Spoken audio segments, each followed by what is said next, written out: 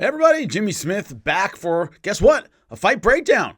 UFC 308 Topuria versus Holloway. I've been looking forward to this one for a long time. Of course, we'll get to the main event in a minute. Now, about my Evil and MMA series, you guys have really loved it. I so appreciate that. I've gotten some messages from Luis Pena, right? Violent Bob Ross, who was on the second one, third one, whichever one it was, and was not happy about it because he said, I was found not guilty, blah, blah, blah, blah, blah. Understandably. So I wrote him back and I said, hey, look, I'll have my attorney, Pat, the guy you guys saw for the Kane piece.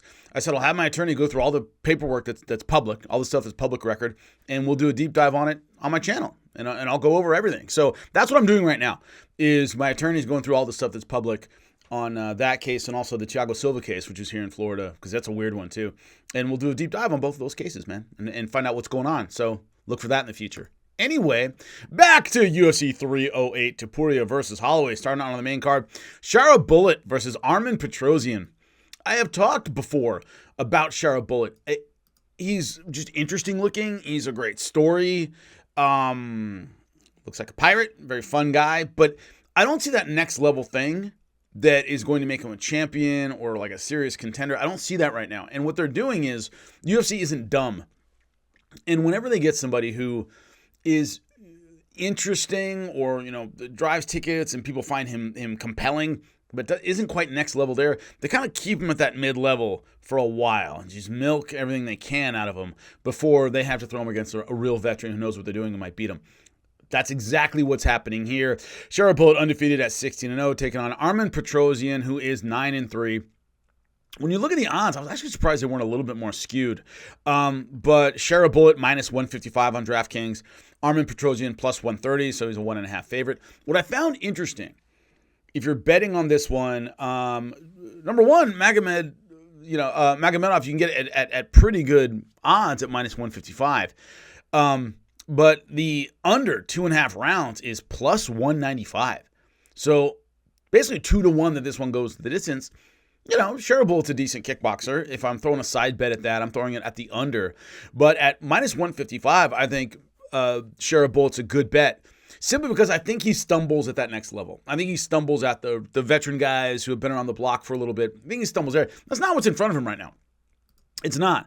And Arman Petrosian is decent. He's a pretty good fighter. But when I look at his past performances, I don't see that standout thing. He's gone to decision in his last 5 fights. It's this idea that he's not a particularly dangerous finisher. He's competent. He knows what's going on, but he's not especially dangerous. Not enough to take advantage of the flaws I see in the kickboxing of Sherbet. I think the next level does that. I don't think this level can do it. So I go with Sherbet, and I would go with the odds you can get. I would take the under. So Sherbet by knockout. Magomed Ankalaev versus Alexander Rakic. 2 contenders nobody wants to fight, facing one another, which is what you do with 2 guys like this. The odds on this are stupid, which is Magomed Ankalaev minus 380. Look, I've said before, the only real threat right now everyone's kind of a threat because there's a lot of parity at 205, but I think the biggest threat to Pereira is Magomed Ankalaev. Yes, he generally kickboxes, but he does have a Greco background, and I think he uses that a bit in a fight with Pereira.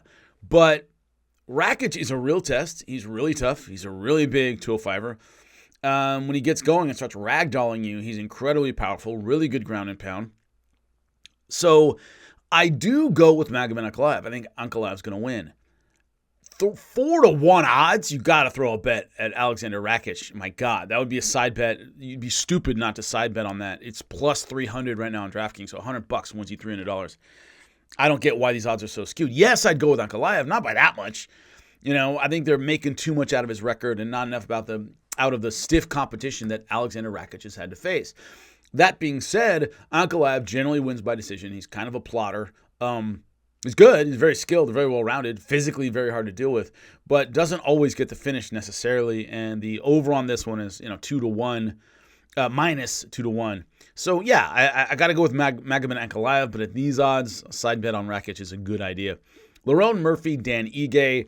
Lon Murphy, a minus 270 favorite on this one. He's a heavy favorite. Dan Ige is one of those guys who's crazy tough. good combinations, does have some decent power. It's just been, he got thrown in the deep end a while back. That was against Calvin Kattar. He lost to Calvin Kattar, Korean Zombie, Josh Emmett, Mostar Evloev, Bryce Mitchell, Diego Lopez has wins over Andre Fili, Nate Landwehr, Damon Jackson. So if there's a level to the mid-level, lower mid-level, he wins. The higher mid-level, not even necessarily the contenders, but the higher mid-level guys beat him. And what this fight is essentially doing is testing whether or not Lon Murphy is that guy, right? Is Lon Murphy at 14-0-1, no losses in 15 fights? Is he that guy? That's what they're testing. Lon Murphy hasn't faced great guys, right? Went over Edson Barbosa, Joshua Kulabau, decent. Makwan Amirkhani, tough dudes. But, of course, we all know Edson Barbosa. His prime is past him. But this idea that they're testing Dan Ige to see if he can get kind of, can he overcome this guy?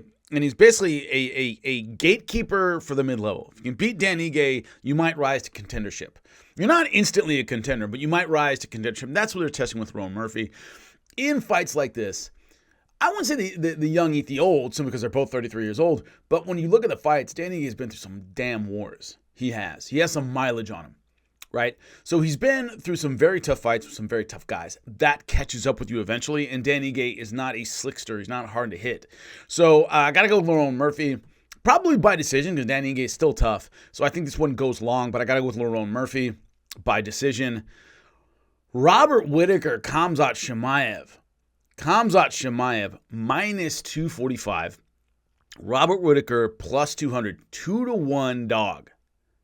Robert Whitaker all day in this one. Why? He's a veteran, former champion, and this is a 5-round fight. Khamzat Chimaev, his difficulty, when he can stay healthy, is he's got 2 good rounds in him. If he doesn't get you in those first 2 rounds, you're going to win the third. And that's what we've seen over and over and over again with this guy, is he just can't consistently keep the pressure on for 3 rounds. He fights like it's a 1-round fight, which is why he has a lot of 1-round finishes, and that's great. But at the elite level, guys, you're not going to do that all the way up to contender status. You're going to have to win some grueling decisions. Robert Whitaker is a grueling decision machine. He's a veteran. He knows how to defend himself. He's smart. He's slick. Very high fight IQ. He can ride out a bad round and not fall apart mentally.